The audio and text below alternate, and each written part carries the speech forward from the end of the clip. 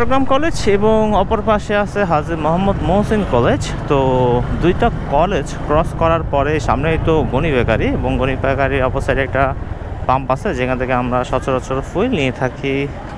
আর সেটার ফুয়েলও নাকি যথেষ্ট পরিমাণ ভালো এমনটাই শুনি।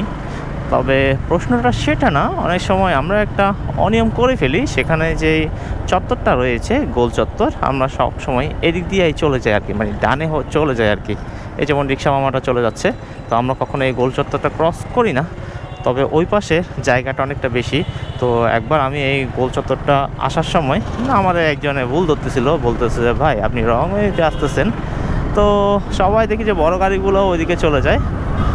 তো আসলে এটা নিয়মগুলো মানাটা কতটুকু যুক্তিযুক্ত এবং কয়জনই ভাই মানে।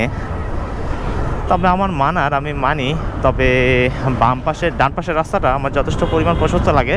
তো সেই জন্যই আসলে ওদিক দিয়ে অনেক সময় চলে যাওয়া। কামাল খান মোড় স্কয়ার, আচ্ছা এই চত্বরটা কি আর অন্য কোনো নাম আছে? কেউ জেনে থাকলে জানাবেন। আর আমি যাচ্ছি একটু চারাগির পাহাড়ের যে চত্বরটা রয়েছে, অর্থাৎ চারাগির মোড় সেদিকে। তো চারাগির মোড় নিয়ে নাকি একটা স্টোরি আছে, অনেক ছোটোবেলায় শুনছিলাম, তবে এটা সত্যি কিনা জানি না। আমি পরবর্তীতে এমন কিছু পাই নাই। তো যেই সুন্দর একটা ভাস্কর্য বা একটা কিছু একটা আছে মাঝখানে, তো ওইখানে নাকি একটা সময় একটা চারাগ জ্বালানো হয়েছিল। তো চারাগের আলোটা যেইটুকু জায়গা পরিমাণ গেছিলো, তো ওই জায়গাটা নিয়েই নাকি ওই চারাগি পাহাড়ের এরিয়াটা ধরা হয়। তবে এই স্টোরিটা আমি অনেক আগে একবার শুনছিলাম, তবে সম্ভবত এটা সত্যি না আর কি। ওই যে সামনেই চারাগির মোড়। ভাই এদিকে তো একটু তাকাও, আয় ভাই কী যে হয়।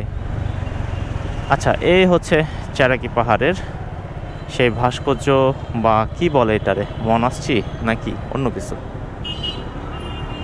আচ্ছা যাই হোক, কিছু একটা বলে আর কি, এটার কথাই বলতেছিলাম। এখানে মাঝখানে নাকি একটা সময় একটা চারাগ ছিল, সেটার আলোতে এটার নাম চারাগি পাহাড় হয়েছিল। তো চারাগি পাহাড়ের স্টোরি তো শোনালাম, আর তাই চারাগি পাহাড়ের চত্বরটা ঘুরে আমি এখান থেকে বেরোবো। এ ছিল মূল চত্বর। আর আজকে শহরে অনেক জায়গায় অনেক ফাঁকা ফাঁকা, সম্ভবত অফিস বন্ধ তাই।